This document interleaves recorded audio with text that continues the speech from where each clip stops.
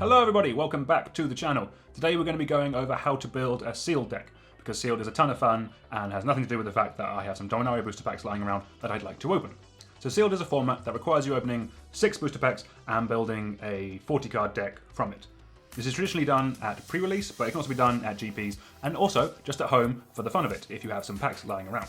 If you're doing this at a pre-release, they'll give you like a little kit and you can build your deck out of everything that is contained within that box, including any promos that come with it or anything like that.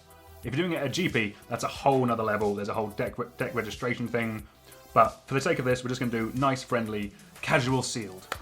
So what I'm going to be doing is I'm going to be building a sealed deck in front of you with the GoPro looking down. And what I'll be doing is showing you some tips and tricks of how I go about building a deck.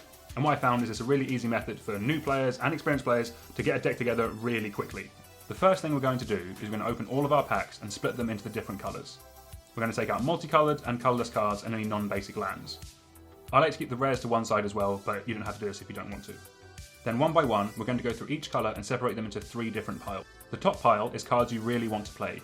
Generally speaking, this is the bombs, the removal, or any card that makes you want to play that colour. The middle pile is cards you're happy playing if you end up in this colour. Decent creatures, good combat tricks, fixing, and decent ramp, things like that. The third pile is cards you don't really want to play, but you will if you have to. Generally this is things like bad creatures, life gain in a set with no synergy, anything that generally is unplayable. Also sideboard cards can go in here as well. When you've done this for all of your colours, you should end up with something like this. With any luck, it'll be easy to tell which of your colours your pool supports best. On this first pass here, we're trying to cut some colours to make picking our deck a bit easier. From the pool in front of me, it's relatively easy to see that blue and red are the weakest colours. While they might have some cards in there that I'd like to play, they just don't have the depth of the other colours. Some pools won't make this as clear. For those, you generally want to look for the 2 colours that give you the best combination of power and consistency, and give you enough things to do at every step of the game. The means to do this will become more clear in the next step. What you want to do next is take what you think are your best 2 colours and start curving out the deck. Lay out your spells in converted mana cost order. I find it best to split the creatures from the other spells. So you can also split the creatures out from the rest of your spells on Magic Arena by typing T:creature in the search box, and this will split it up and give you the same view that we have here. It's really helpful, give it a go. An ideal curve has most of its spells in the 2 to 3 drop section, and then tails off as it goes higher. If you were struggling to pick your colour combinations in the previous step, the curve is often a good way to narrow down your colours. If I'm not sure, I will often curve out different colour combinations and then take a picture on my phone. You can't do this part generally at a GP, because I don't think you're allowed any outside devices to help you, but at a pre-release or if you're doing it at home, do it, it's good practice. In an average deck, you want 23 spells and 17 lands. Of those 23 spells, you generally want at least 15 creatures. This can change depending on the deck or the set. Some sets have cards that care about instants, sorceries, artifacts, so in those environments you'll generally end up playing more of those cards. Unlike Draft, having specific synergies in your deck is less important in Sealed, mainly because with Draft you're curating a deck from the cards that you see, and everyone on the table is doing that. In Sealed, everyone is working with what they have. That doesn't mean you should ignore synergies completely, but don't feel bad if your deck doesn't fully synergize as much as it would if you were drafting. This is one of the things I like most about Sealed, is that it's a very even playing field. Everyone has the same chance of opening a bomb, everyone has the same chance of building a cool deck from the pool that they have. And at pre-release especially, not many people have had a chance to play with the cards before. Everything's new, everything's fresh. Always do a pre-release if you get the opportunity. Most modern Magic sets are designed to be played in a 2-colour combination. The easiest way of finding out what these colour pairs want to do is to look for an uncommon card of those 2 colours. This should give you an idea of what those colours want to do when they're combined. Some sets are designed to work around 1 colour. These are less likely, but you'll be able to notice these sets pretty quickly, as the mechanics of the cards will lead you to this. For example, if you see Devotion or Adamant, mechanics like this will mean being heavily in 1 colour will reward you. However, in Sealed, it's very unlikely you'll have enough playables to be truly in a 1-colour deck. But it still means you can focus your deck around that 1 colour and then have a 2nd colour as more of a support than a true dual-colour deck. Some sets are designed to support 3-colour decks. You'll notice these pretty quickly, as you'll see cards with 3 different colours on them. There'll also generally be more lands with 3 colours on them as well. And by a 3-colour deck, I mean a deck that shares evenly its colours across the total number of mana pips in the deck.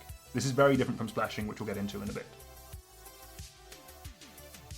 Sometimes you'll be really lucky and you'll open a pool that just builds itself, you have all the cool cards that you wanted and everything comes together really easily without any issues. Sometimes that won't be the case. Sometimes you'll open a deck where each colour is even in terms of playables, you don't have anything cool that you really want to play.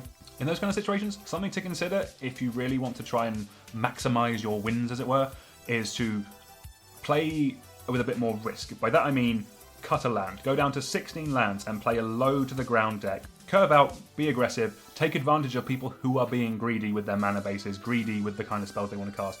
You will beat them because you are consistent.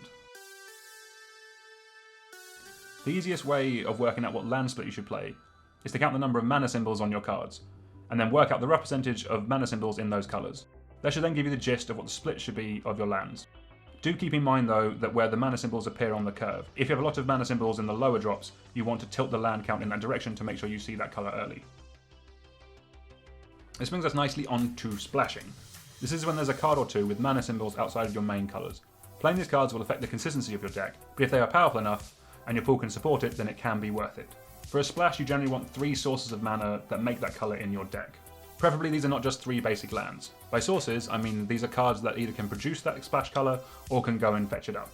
As a rule as well, try not to splash low drop cards. The reason for this being is, with a low drop card, the chances of you playing it on the turn when it's going to be effective is less likely. The chances of you getting your splash colour on turn 2 is less likely than you hitting your splash colour by turn 5 or 6. So a splash 5 or 6 drop is generally better. By splashing as well, you are often cutting sources for your other colours, meaning it will be harder for you to play cards with 2 or 3 mana symbols in their casting cost. This is the trade-off for splashing. Also, as a rule, don't splash fixing. If you're in a black-red deck, don't splash a green card that fixes your mana. When you build a seal pool, it's probably quite tempting to build your first deck and then build another deck out of the rest of the pool. Try not to play this deck. The reason why you build it second is because it's not as good as your first pool. Even if your first deck doesn't perform as well in your first couple of games, it's probably still the correct deck to play. That doesn't mean you shouldn't make changes. You can make as many changes in sealed as you want in between games. Your whole rest of your pool is your sideboards, which includes any other colour. You can also bring in any amount of land you want.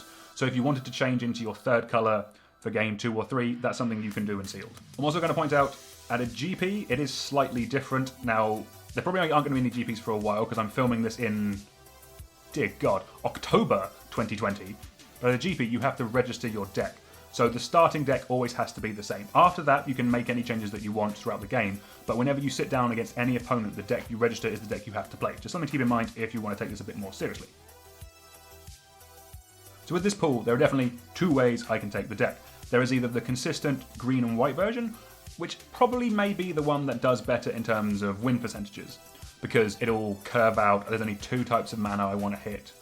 It'll be consistent and it will just do its job.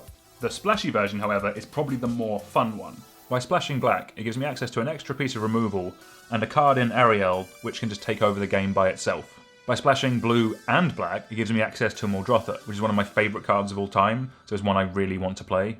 Because the rest of the deck only needs 1 single mana cost to cast any of my other spells, I think splashing here is really doable. With Song of Freyalise, Skittering Surveyor, Llanowar Envoy and Grow from the Ashes, these are 4 cards that can either tutor for my lands or can fix my mana, meaning by running 1 swamp and 1 island I will have access to 5 sources of my splash colours. Because the majority of these cards need green to cast, that's why I'm playing 8 forests along with the 7 plains to finish off the deck. So one thing I can always do, because again it's sealed, is I can play the consistent version first, play just the 2 colour version first. Then if I come back up against someone who has a more powerful deck, I could then sideboard in the other colours just to give myself a bit more beef and a bit more stuff to do, a bit more interaction, and just play the Muldrotha, because Muldrotha's awesome and we love it. So thank you very much everyone for watching. Let me know down in the comments below what you think of the deck, what you think of the deck tech. Give me some feedback. It's always good to hear from you guys. Let me know which of the 2 versions you would prefer to play. Are you going to be consistent? Are you going to be wildcard? Which one will it be? We have some cool things planned with these cards and also with the rest of the deck box. What we're going to be doing is building a Dominaria set cube with the cards we have here and a few other pickups. If that sounds cool, please smash that subscribe button. I can't believe I actually said that, but we're doing YouTube, so let's do this properly. Thank you very much everyone, and goodbye.